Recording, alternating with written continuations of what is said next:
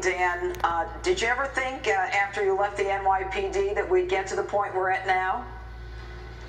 Judge, this is really, really sad to watch. I mean, listen, I live in Florida now. I've lived in Maryland, but I grew up and was raised in New York City.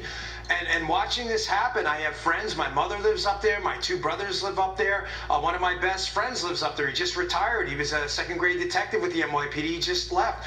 To watch America's, formerly biggest, safest big city just collapse into shambles and chaos in just a few years is really gut-wrenching. I mean, it's really hard to watch. And that it happened because of tangible, touchable, material decisions by this complete buffoon, de Blasio, and his brigade of buffoons around him in the city council is disturbing, Judge. I mean, I've said this now 3 times on the network, and I'll say it again on your show, and I want everyone to listen. If you were trying to destroy New York City, intentionally trying, like Dark Knight Gotham Bane style or something, would you do anything different than de Blasio is doing now?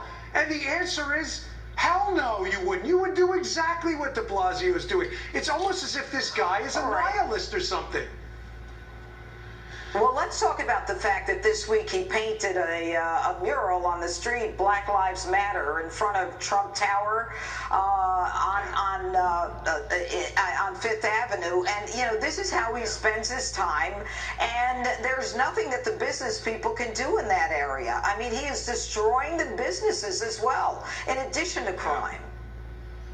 Yeah, I'm wondering if he painted, what do we want, dead cops, when do we want them now, right next to it. He must have forgotten that little chant. That was in New York, I believe, where they chanted that Black Lives Matter march.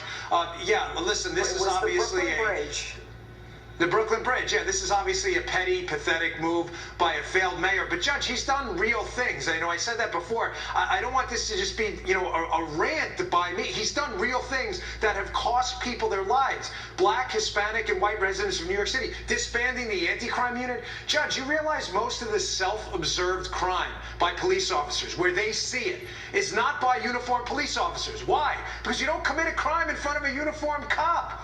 You commit it in front of a guy in plain clothes because you don't know he's a cop. Then they stop it. They were the ones taking these people off the streets. They disbanded that. Years ago, they dismantled street crime. Now they're engaged in, they're doing this use of force guidelines where it's like you have to give a guy a massage before you can arrest him now. I mean, do you understand the use of force is determined by the bad guy? Yeah, sorry. Well, not only that, but my understanding is you'll never see a resisting arrest charge again in New York City, according to the cops that I've spoken with, because they're not going to fight with them to arrest them. They're going to basically say, you want to put your hands behind your back? If the guy says no, they're not going to chase him. They're not going to cuff him. The guy's going to get away. I mean, it's almost like an invitation to tea. Do you mind putting your hands behind your back? It's ridiculous. Let's talk about the fact that de Blasio's got just 1.5 years left. Go ahead. Yeah, you're right, and if I may sarcastically correct you, just kind of jokingly, it's not that they're not gonna fight with them because they don't want. They're not gonna fight with them because they can't.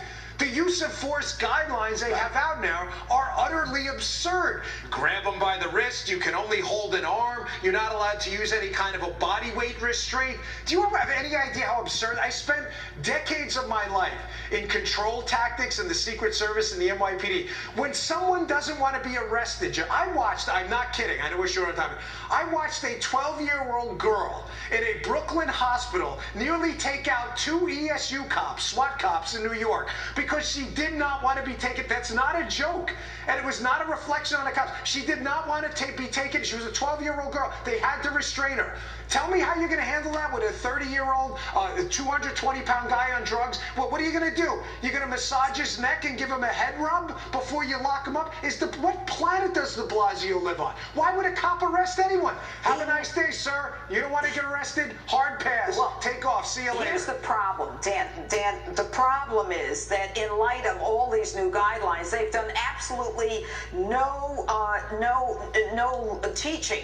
None of them know what they're supposed to do. They've had no training as to how they're supposed to effectuate an arrest under these new guidelines. That's why there'll never be a resisting arrest charge again in New York City, because they're just going to say, he doesn't want to be arrested. I got to keep going. Yeah. Let me tell you something. You ever see the movie Black Hawk Down? There's a scene where the guy says, listen, when the bullets start flying, you can throw all your politics, and he curses out the window.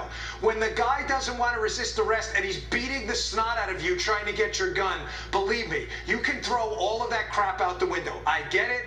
Police officers, we should be able to handle ourselves. We should be trained. But let's make no mistake here.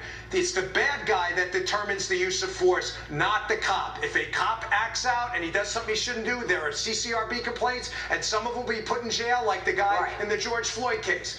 But the bad guy determines the use of force, and when you're fighting for your life, you can throw all that fancy crap and training manuals, you can throw it right in the damn toilet bowl and flush it, because you're going to survive and go home to your kids first. And telling the cop to do all this crap is nonsense. Dan, he's got a year and a half left. What's going to happen? Yeah. What's going to happen is New York is going to continue to descend into chaos.